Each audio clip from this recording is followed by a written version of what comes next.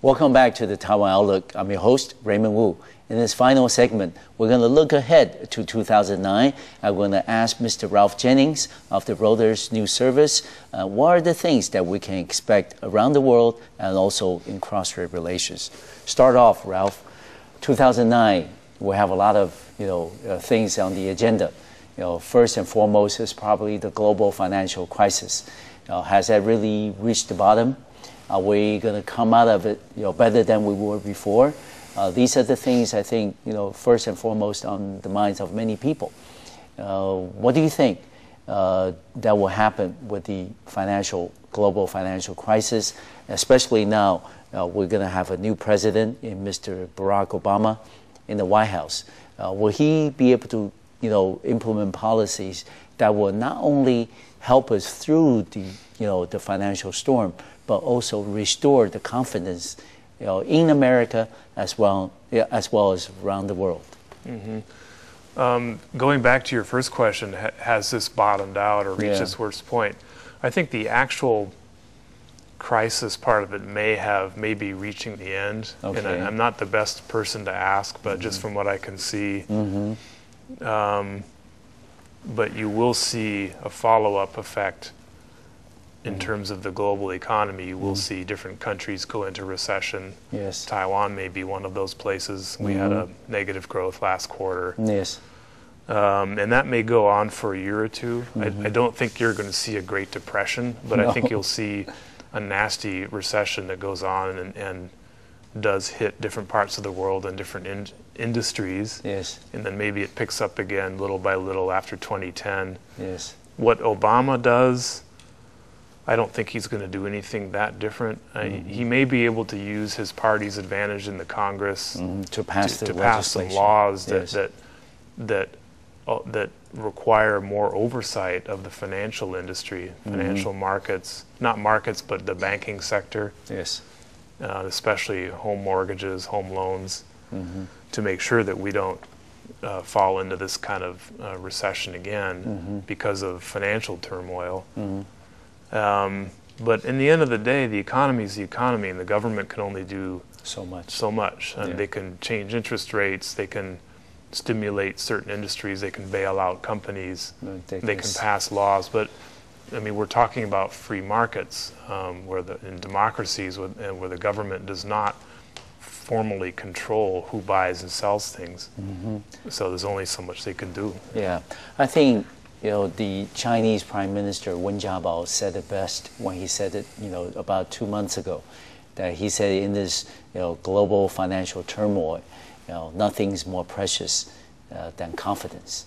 No currency, no amount of gold can compare to the restoration of confidence. Do you think that is something that is achievable, both for the U.S. president, incoming president, and also for other leaders around the world?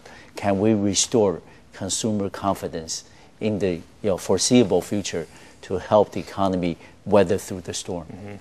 Yeah, I think you can. I think it takes a while, though.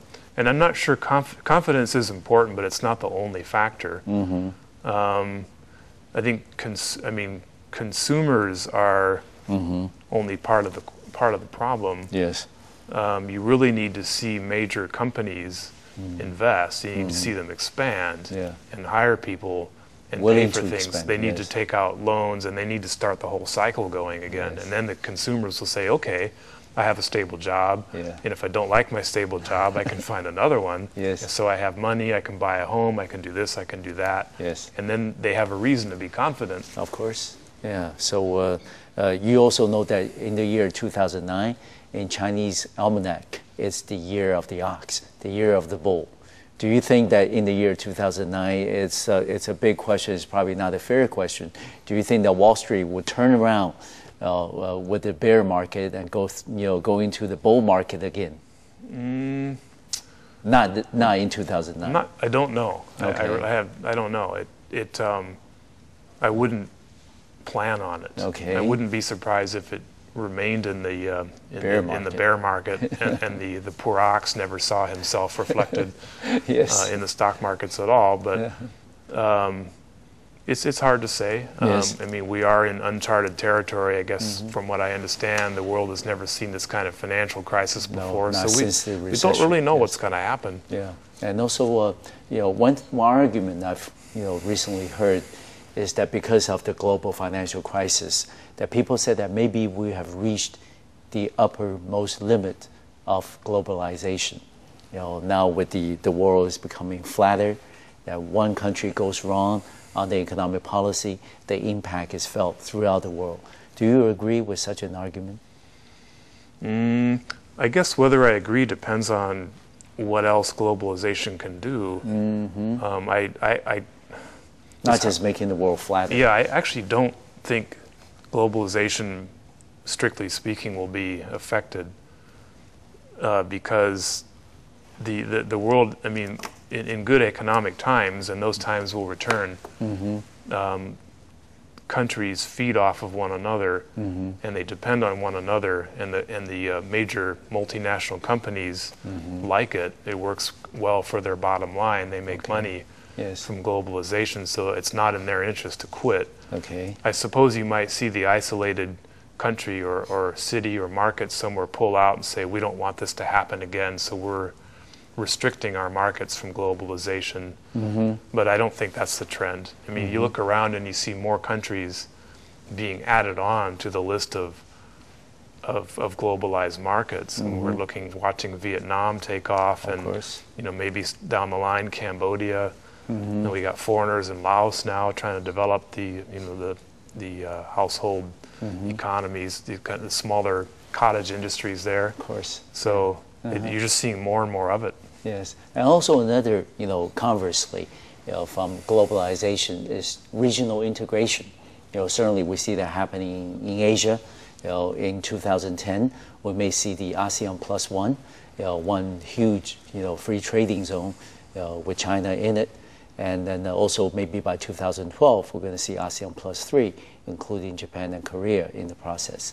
You see that regional integration is also helping the different economic blocks around the world. For example, North America as one block, and Europe as one block, and now Asia as another block.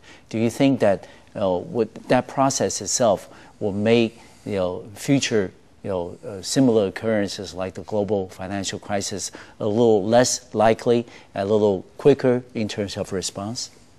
That's possible. Yeah, I hadn't thought about that. It's a very interesting premise. Yeah. And you do hear countries in Asia say that when they form regional alliances, they do say that they would like to be able to resist financial strain from other parts of the world.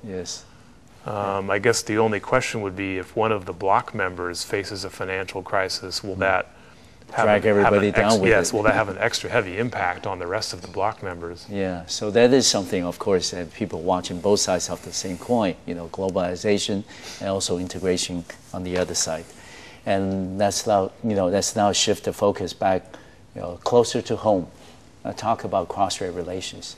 You and I talked earlier and also throughout the year about how this relationship is evolving, and also the kinds of developments that we see happening in cross-strait relations, really things that we could not imagine maybe a year ago. For example, we're going to have the direct 3 links, including air transport, sea transport, and also the mail service. So these are the things that are happening now that are actually taking place. Based on that, where do you think that cross-strait relations will go next, in 2009, especially given the fact that comes May 2009, we're going to have the first major hurdle in terms of Taiwan's international space, in terms of the WHA participation?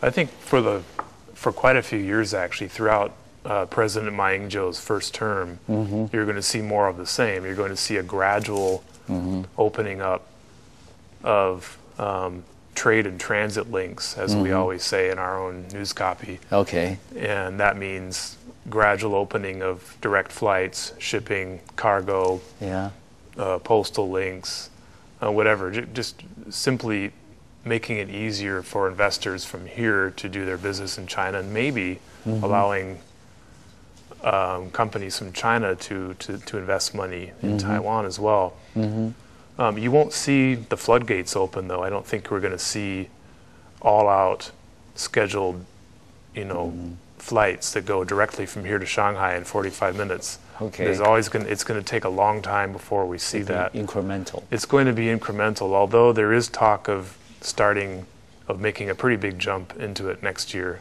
But you don't see that happening.